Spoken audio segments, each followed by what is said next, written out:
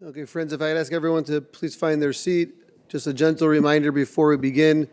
If I could ask everyone to take a moment to turn their phone on silent, not to disturb the sacred funeral service. Officiating our service today is Rabbi Alex Friedman from North Suburban Synagogue, Bethel.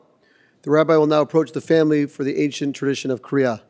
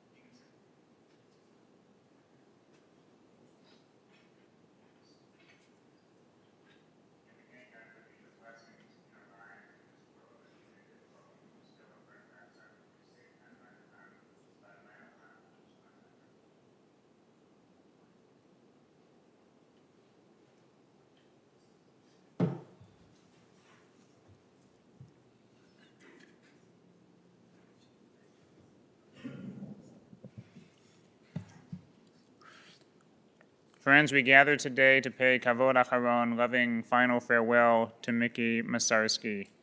And we're not sure how to begin to tell his full life story. We could start in many different ways, and many introductions feel incomplete. And so when we're not sure where to begin and how to tell the life story, we follow the reflex, the path laid trodden by our ancestors, who opened Scripture for words of wisdom, inspiration, insight, as they began to tell a life story when they weren't sure where to begin. And so I open with a selection from Kohelet, from Ecclesiastes.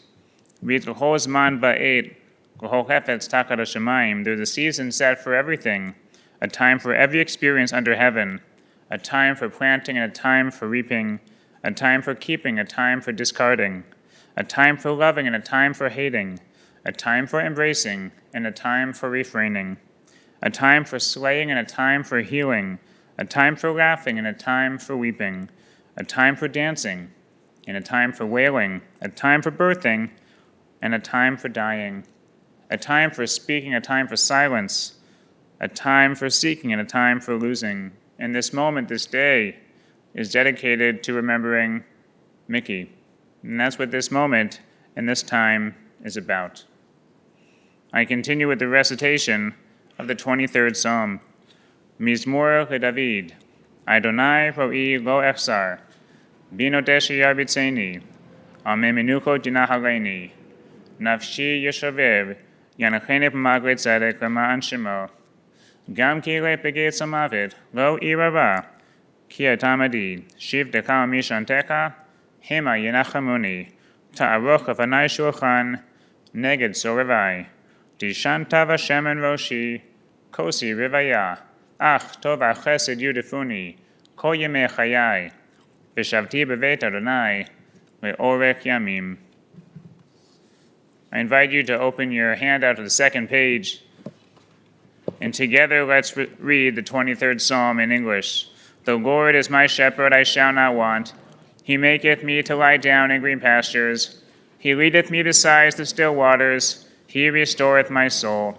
He leadeth me in the paths of righteousness for his name's sake. Yea, though I walk through the valley of the shadow of death, I will fear no evil, for thou art with me. Thy rod and thy staff, they comfort me. Thou preparest a table before me in the presence of mine enemies. Thou anointed my head with oil, my cup runneth over. Surely goodness and mercy shall follow me all the days of my life, and I will dwell in the house of the Lord forever. We turn now to words of tribute, loving memory, and reflection from those who knew him best and loved him the most, from friends and family. I first invite Mickey's very dear friend, Mitchell Lipkin.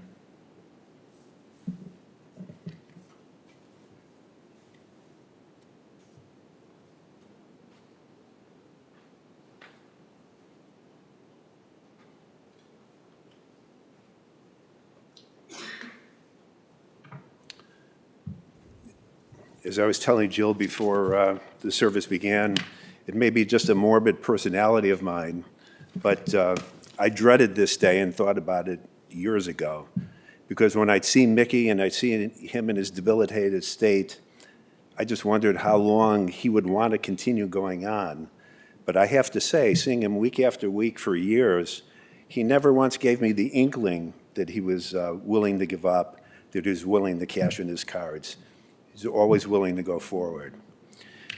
I see lots of people under 60 or 70 here, and that's significant for me because if you didn't go back a long way with Mickey and only knew him from how he presented physically in the last 10 or 15 years, you may get a misconception of who the guy was. We first met in 1966 or 1967 on the football or baseball fields of Mather High School. Mickey was a terrific athlete, and at the time, he weighed 205 pounds. He was, if you could believe it, quick on his feet, and he knew about sports. He knew about baseball, he knew about football. As a baseball player, he was really quite excellent. He was, I think, an all-city first baseman on our city championship team in 1967. Very good left-handed hitter, very reliable fielder. He knew baseball. As a football player, the Jewish area of West Rogers Park didn't exactly propagate big behemoths for the offensive line. So at about 5'8" or 5'9", Mickey was generally a lineman. And he was a tough guy. Didn't mind the dirt, didn't mind getting into the dirt, and didn't mind attacking people. But there were a couple games I remember in particular when, and maybe it was more than 2 or 3 games, but I remember some games when he was a fullback and I was the quarterback, and the play would be called for an end run. Now, as anyone that knows anything about football knows, the end is the last person on the line, and an end run means you're going around that person in order to, gain yards. Mickey was going to have none of that. He didn't run. He never made it anywhere near the end position. Guard or tackle was enough for him, and then he'd turn up into the opposition, and he wouldn't bother trying to avoid anybody or run past somebody. He'd want to run headlong into them and blast them. He was quite a football player. If our friendship began on the fields of Mather for organized sports, it was cemented when we played for years and years and years, 16-inch softball together. And we'd spend time, must have been hundreds of times at the Jazz Showcase downtown, going to movies, and especially watching sports on TV. My student days lasted somewhat longer than most people, into my 20s or early 30s.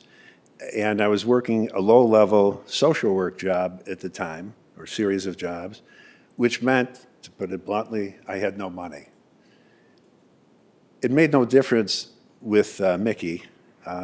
Wherever he went during those times, and I don't know how many of you know this, even if you know me, even if you know him, he paid for everything that we went to together. whether it was basketball games during the Jordan years where the tickets were at an absolute premium, including at least one playoff game a year. It was like paradise for me. Or a Sox game, or Bears games, where I would go 2 or 3 times a year. Now, I have a special memory of those Bears games because there would be Jerry, and there would be Dave, and there would be Mickey and myself, and we'd be carrying a bag full of lunch. Now, inside the bag were multiple, mile-high piled salami sandwiches on Kaiser rolls with a mountain of potato chips and whole pickles. This was this was not a crowd for carrot sticks and celery stalks. Mickey was a big-hearted, generous, fun-to-be-around guy with a resounding laugh. But he had another personality trait that those closest to him would know, and that he could be stubborn as hell. A couple of stories. The first I labeled the schmata story. If you went to Mickey's house when he was still living alone in North Chicago, he'd be sitting in his chair, and he'd have on his chest a mangled shirt that I don't think it had a back to it. I don't think it had arms to it. It looked like it was something from World War I or before. But he would have this, and I'd say to him, Mick, what's this piece of crap on your chest? What is that? And you'd say, it's my blanket. And I say, it's your blanket? I mean, what are you, out of your mind? Linda, my wife, knits these wonderful blankets. We have extras at home. I'll bring you a blanket. And Mickey was completely dismissive and said, I like my shirt. And then in an action that indicated to me that there was no more discussion, he would wave his hand, that's it. We're not talking anymore about that. A trademark of his. Another time, and I'll raise this as a question for the audience if anyone wants to raise their hand on this, but how many of you would get into the car with somebody as a passenger who hadn't felt his feet in about 10 years, was unstable, and told you he would drive by some concoction of his legs on the accelerator and brakes? Well, that wasn't me. And I told Mickey in no uncertain terms, I'm not getting into a car with him driving. I had to drive. What do you think his reaction was to that? Grateful, happy that his good friend wouldn't put himself or myself in danger? No, of course not. He was pissed at me.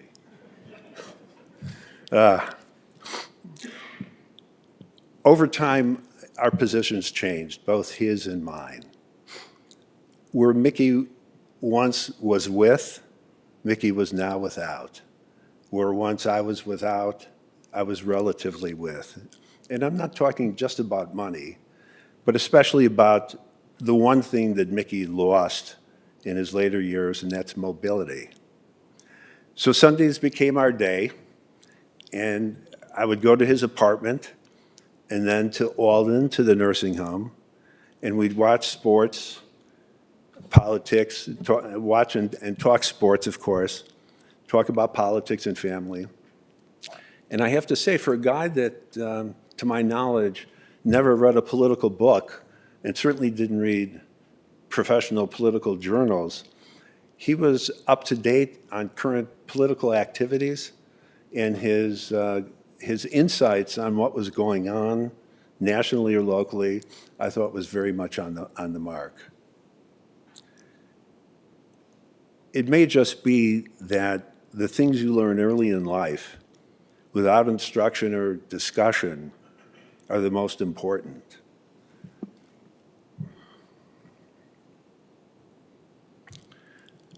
One thing I learned early from my parents, almost by osmosis, was the virtue of absolute commitment and loyalty to family and friends. You didn't have to like the choices that a person made. You didn't have to like the self-inflicted harm, wounds that they may have caused themselves. In fact, you could be pretty different from another person, but you never ever abandoned them. You never abandoned family or friend. No one was allowed to drown. Instead, you offered whatever was required, be it money, be it food, be it a job, be it a mouthpiece to interface with the world, or be it companionship. I know I'm not alone. I'm not alone in feeling this attitude and this virtue.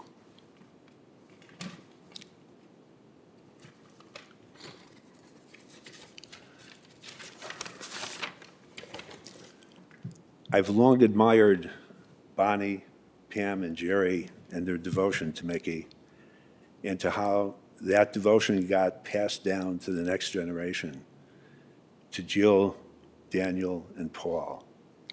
To say you answered the call is an understatement. Mickey would have sunk long ago, never would have made it to 75 years old without your constant support. And he knew it. He knew also that he took more than he was able to give, and he was humbled by it. I'll miss my friend of nearly 60 years and the chance to create new memories with him. But I have almost 60 years of memories to console myself with. And when the Bears win the Super Bowl this year, or the Cubs, Sox, and Bulls win championships in future years, I'll be celebrating for the two of us.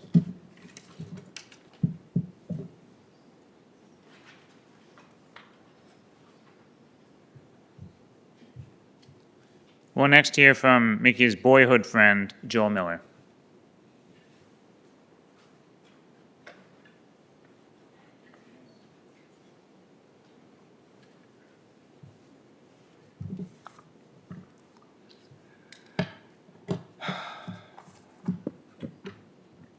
That's a tough act to follow. It was a glorious time, a really glorious time. It was an awesome and lucky time, a life our parents gave to us, growing up as kids on Richmond Street, as we would just stream out and spill out into the street just about every day to play baseball, football, all kinds of activities, and dodging occasional cars that dared to drive on what we called our stadium. And at the center of it all was Mickey and me, the unofficial ringleaders of the Richmond Street sports gang. So I wanted to kind of give you an idea and a picture with a frame on what I'm about to tell you, with that kind of background and history that we had going back all the way to the mid-1950s. And how do you remember and celebrate a lifetime of friendship? And I am greeted by many splendid moments that are etched in my mind, moments that define the essence of our friendship. Some people are lucky they have one true friend in life. I was blessed to have Mickey as one for 70 years. From running around our Chicago, neighborhood with skin knees to comparing our Medicare benefits, and in between complaining endlessly about the Chicago Bears, the White Sox, and the Cubs, and all things Chicago and Illinois athletics. They say friendship isn't one big thing, it's a million little things. With Mickey, It was 8 decades of those little things. We met as kids on that same street in Chicago. I still remember the day.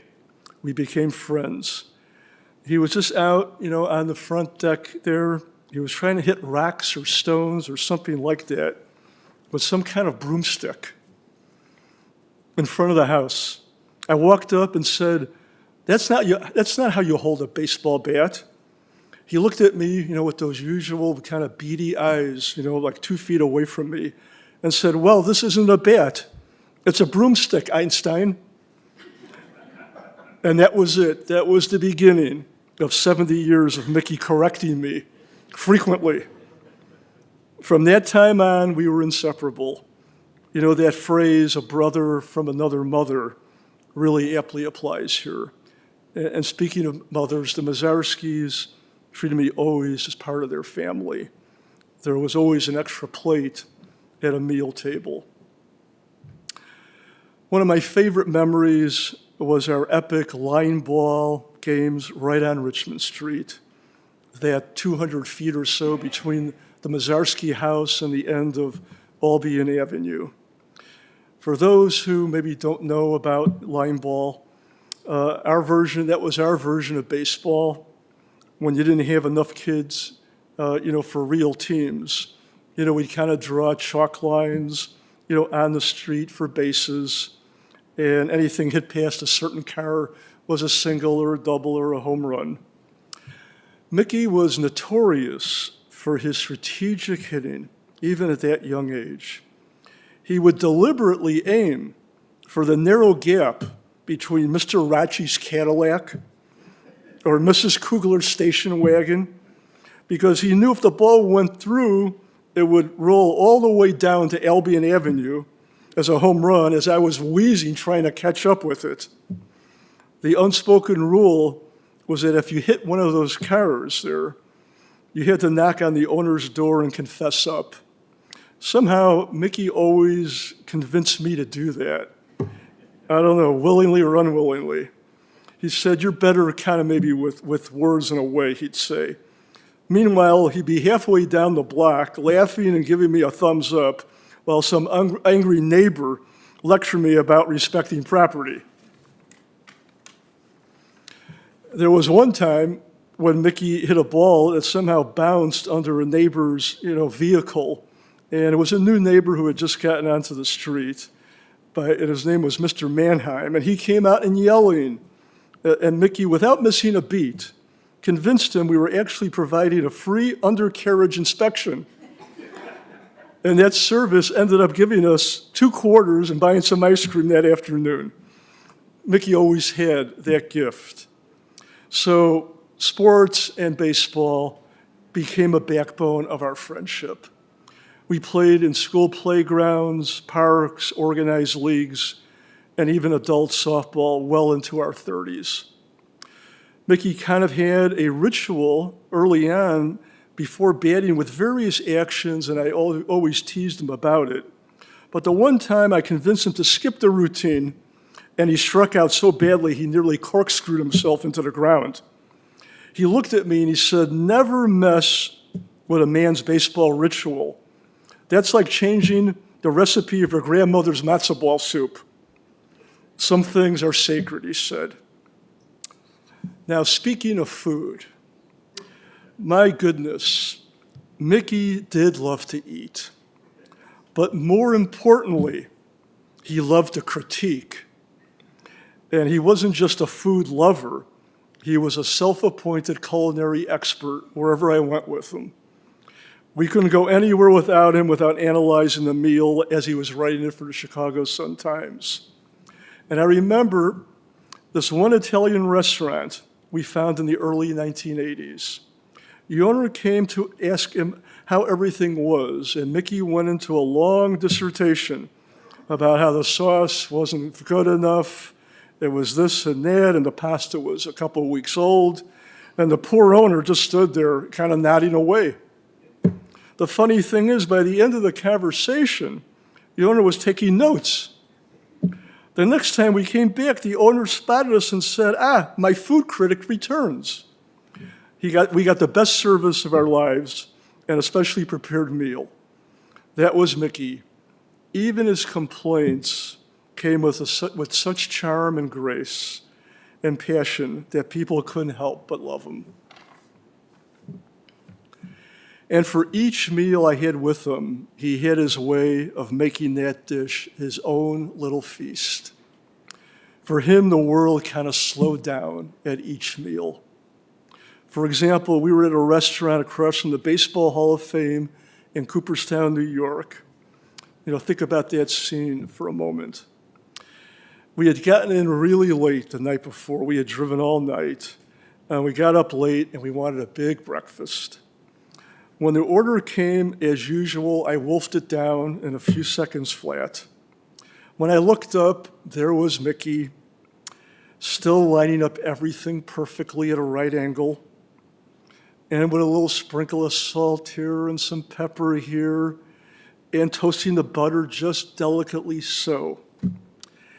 It was only breakfast, but it looked magazine-worthy. He looked at me with disdain after watching me demolish my plate and said, "Now this is how you prepare a meal." But in a rare moment of concession, when I replied, "Well, at least I ate my meal while it was hot," he actually laughed and admitted he had a point. I had a point. What made Mickey special wasn't just his passion for baseball or food, but as Mickey Lipkin just said, it was his unwavering integrity and caring and passion. When I got sick back in the day, he showed up at the hospital almost every day, every morning. And he picked me up where I lived, halfway to downtown Chicago, where I had moved to play in various softball games. He never mentioned it, asked for thanks. He just did what needed to be done. That was Mickey, quietly doing the right thing without much fanfare. And speaking of integrity and doing the right thing, there was one incident, and this is going back to our Mather days that Mickey alluded to, where we had a baseball game at Taft High School, not too far from here. And Mickey was playing first base, and the stands were very close. And some of the Taft students were getting a little bit out of control, saying some really nasty things, specifically anti-Semitic, and Mickey had had enough. He had enough of this kind of nonsense for about 10 minutes and went to our coach, Coach Zimba, and he said, "If you don't do something about this, I'm going to take care of these people." Well, the next thing we knew, Coach Zimba went to the Taft coach who talked to those kids, and those kids left. So it was always Mickey doing the right thing at the right time. And he was incredibly proud of his accomplishments on the Mather team that won the city championship in 1967. And we constantly talked about that. He felt a real, bond, with that team and those players. And throughout high school and college, he introduced me to his friends. He was a year ahead of me, but I made new friends thanks to Mickey when I went to Illinois, like Louis Wolf, and kind of getting reintroduced to old friends, like Barry Mendel and Steve Edelson and others. Those were glorious days at the University of Illinois. A lot of concerts, a lot of musics, a lot of harebrained schemes that I can't talk about, but it was Mickey and I just doing our thing and having fun. In our later years, when I moved, to the Washington, D.C. area, the distance did not deter us one bit from yakking to each other constantly about sports and politics and foods and Western movies especially.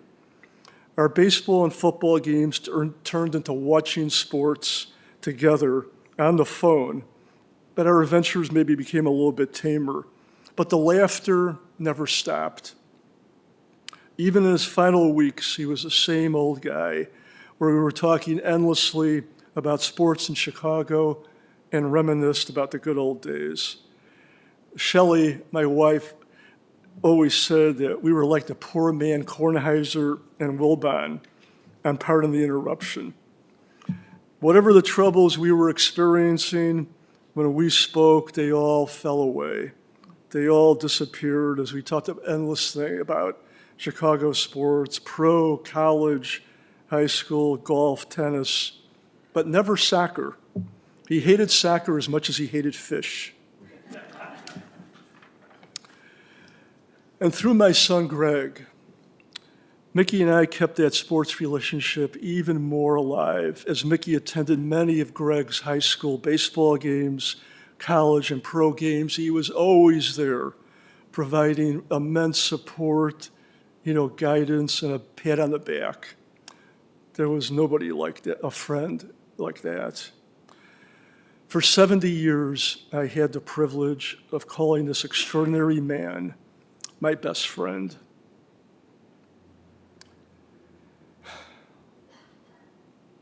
He taught me loyalty without ever giving a lecture about it. He showed me courage without fanfare. He demonstrated integrity just by being himself. He was a beacon of trust, companionship, and an unbreakable bond that transcends time and life's changing circumstances.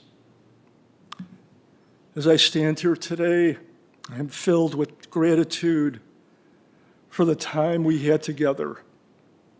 Although I wish we could have spent more time, I am comforted by the countless memories we created.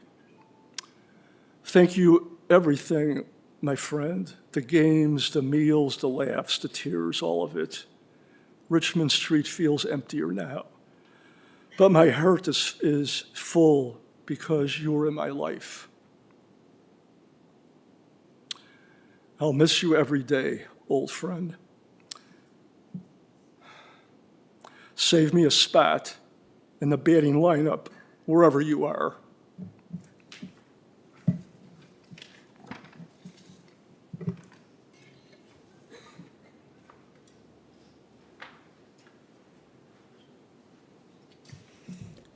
From the world of friends to the world of family, I invite now his niece, Jill Hoffman.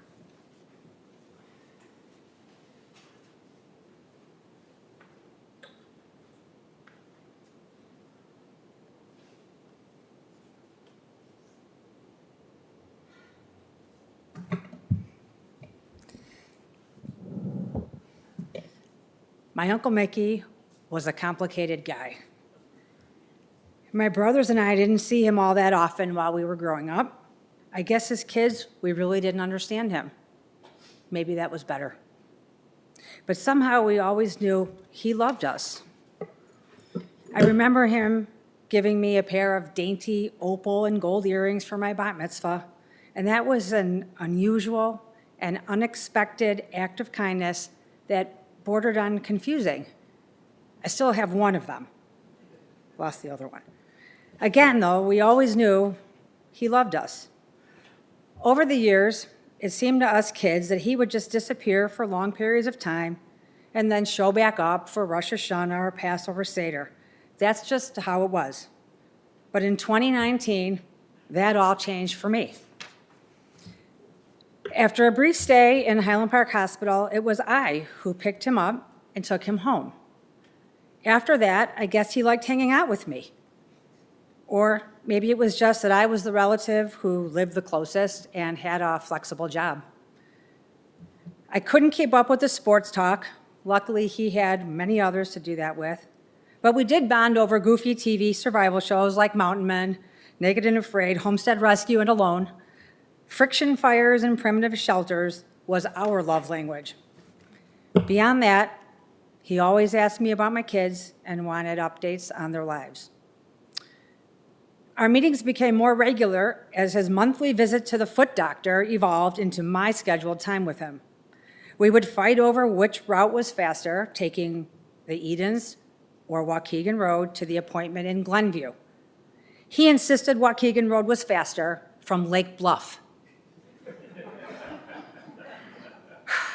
For the first few months, I obeyed, but finally decided I was the driver and I would take whatever route I wanted. Of course, always nervous that there would be an accident or a delay on the highway, which would make him say, "I told you so." We should have taken Waukegan Road.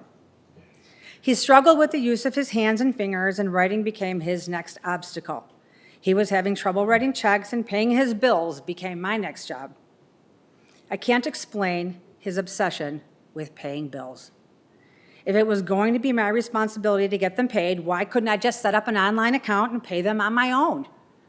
No. I had to go to his house and write physical checks.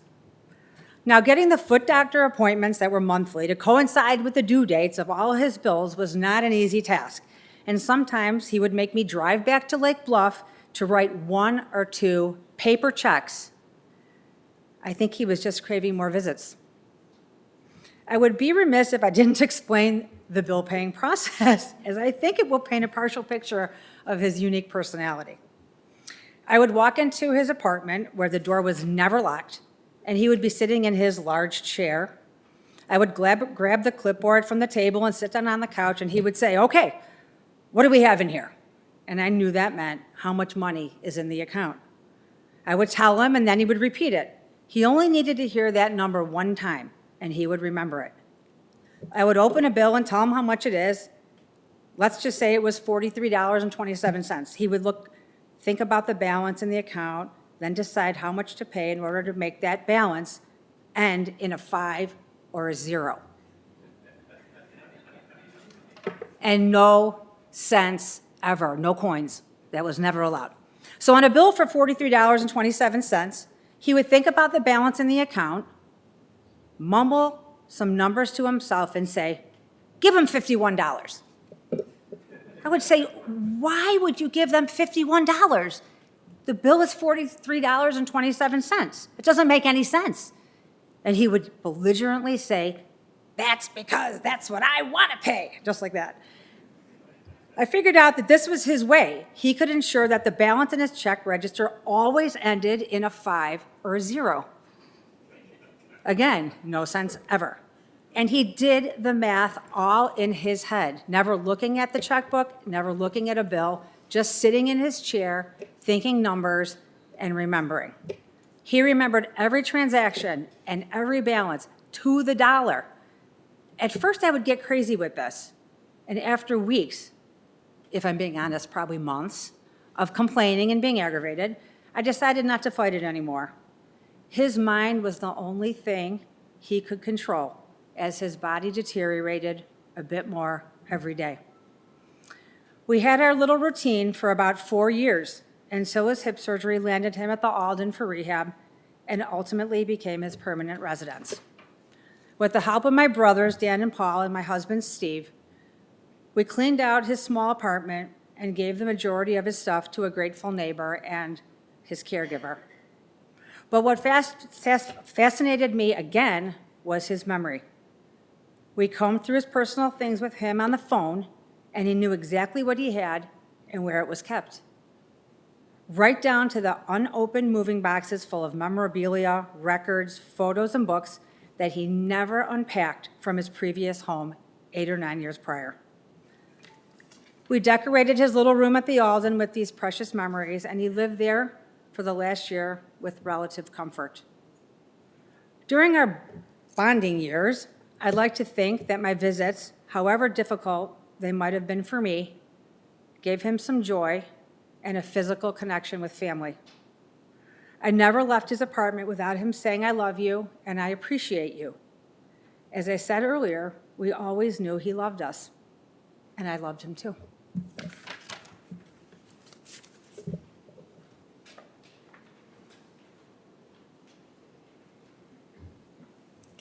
We'll now hear from his sister, Pam Massarsky.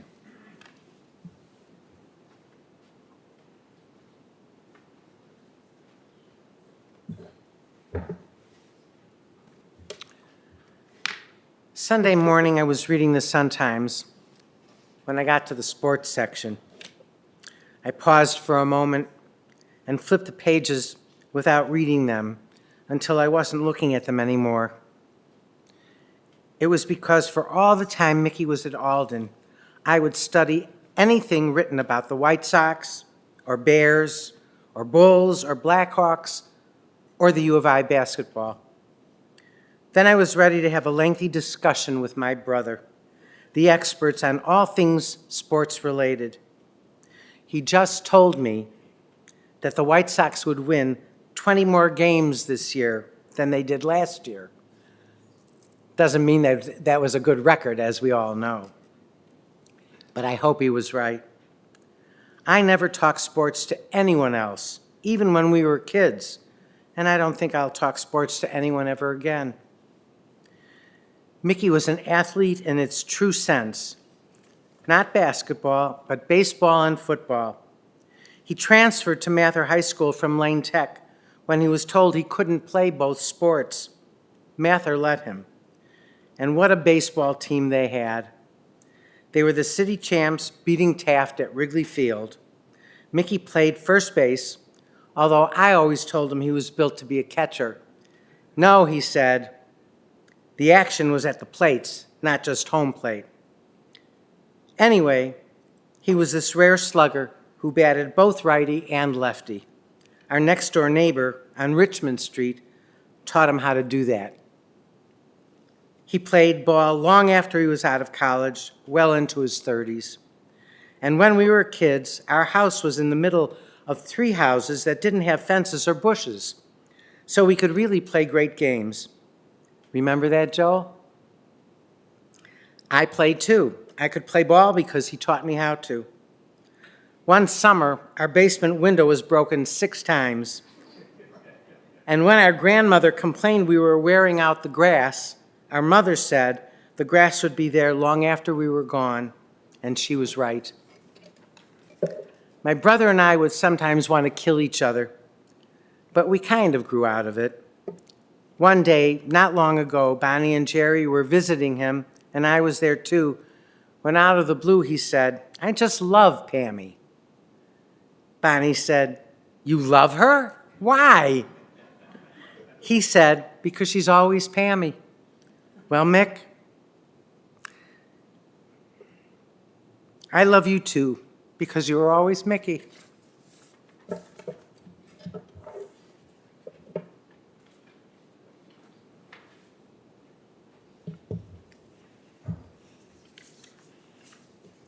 I did not have the blessing of knowing Mickey. In learning about his life, his 2 greatest loves were friends and sports. And when you combine the 2, for him, that was really heaven.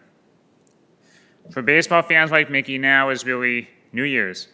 Opening day for baseball marks the beginning of a season. It's a moment when every team has the chance to go the distance. After a cold winter indoors, it's liberating to see the lush green field outdoors and grown men play a kids' game. It feels like the beginning of the year. And for the world at large, springtime is a time of renewal and regeneration. After spending the winters indoors, we emerge from our homes with lighter jackets. We venture out on walks once again. We can see new flowers poking out, new green leaves emerging from brown branches. It feels like the world is starting over. It feels like the beginning. And for the Jewish people, springtime is really the starting point. The season of Passover, here in just a little time, marks the anniversary of the birth of the Jewish people. Our liberation from Egyptian slavery was the beginning of Jewish time. In the Torah, the first month is now, springtime, not the fall, because the Jewish people was born now in this season. For all these reasons, this season is the beginning of the year. It is deeply ironic, then, that we gather today to mark the end of Mickey's life. From an early age, sports, as we heard, was Mickey's passion. He loved it with his mind, as he knew his baseball stats inside and out. His memory and recall were incredible, and he was gifted in that for his entire life. And he loved the game with his body. As this skilled athlete, played the game for as long as he could. And as an adult, he expressed his love for other people through sports. He would take nieces, nephews, and friends to games as a way of spending quality time together and showing that he cared about them. And best of all were, as we heard, the Bulls games and the Michael Jordan era. Even after his playing days ended, friendships remained core to his well-being. Sometimes he and a friend would watch a Chicago game in 2 different places and just have the phone on for the entire time. Sometimes he would catch a jazz concert with a friend, but usually it was some kind of game. And friends from a long time ago to the very end absolutely loved him. They called him loyal, funny, and a good friend. He was just so skilled at that, making friends quickly. He was kind to his caregivers despite his challenges and physical limitations.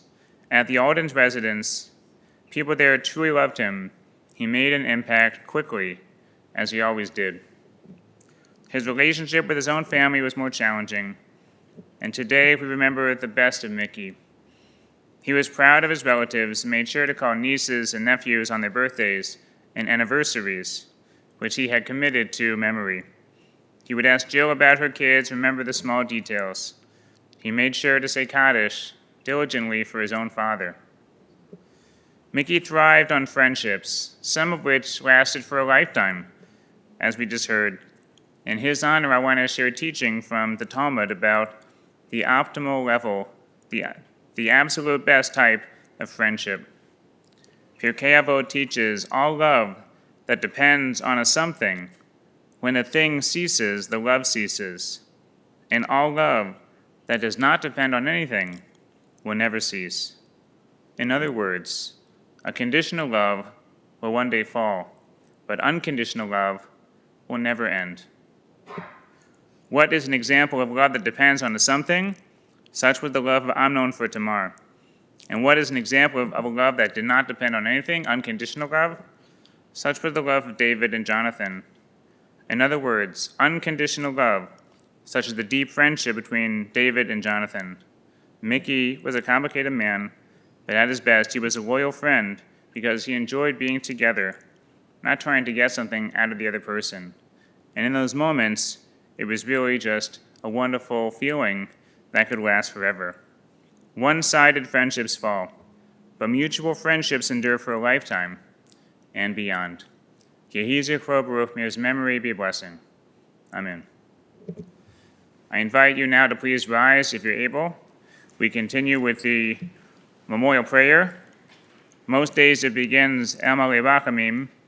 Today, the month of Nisan, we don't say Tachanun, it begins Elo HaSlichot.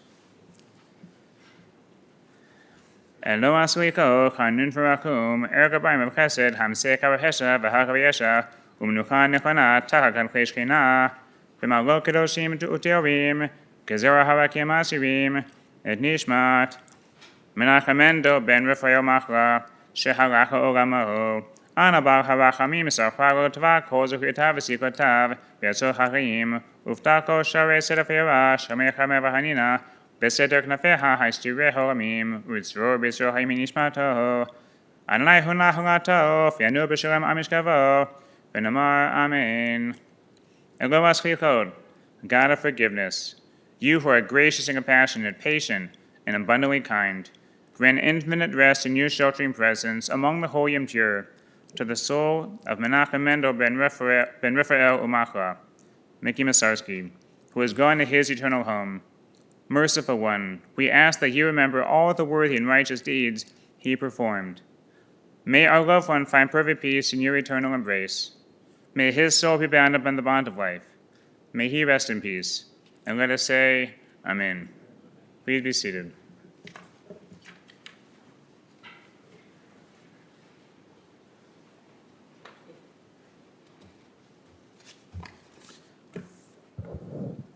Friends, this concludes the service here at our chapel. Interment will take place immediately at the family plot at Shalom Memorial Park, 1700 Rand Road in Arlington Heights. Upon return from the cemetery, the family will be sitting Shiva at Max and Benny's until 6 p.m. this evening. Memorial contributions in Mr. Massarsky's memory can be made to the charity of your choice. For those who are going to be going to the cemetery, we have a little bit of a different arrangement. We're going to have the family go in a separate procession to the cemetery. Everybody else, we're going to ask you just to go ahead and meet us by the front gate at the cemetery side. So as the procession pulls in, you could just come along and meet us at the graveside. For the family who's joining us in procession, we've already put some flags on the rooftops of your vehicles and some of those orange bright funeral safety stickers on the inside portion of your vehicle. Just drive as closely to the car in front of you as safety permits, as we want to avoid any large gaps, and also make sure your bright lights and hazard lights are on at all times. The following individuals have been honored to serve as pallbearers. When I call your name, if you could please rise and stand next to Mickey's casket. Daniel Leibovitz, Paul Leibovitz, Stephen Hoffman, David Leibovitz, Ari Hoffman, Joel Miller, Mitchell Lipkin, and Michael Berger. At this time, if I'd ask everyone to please rise as we escort the casket, the family, and the rabbi from the chapel.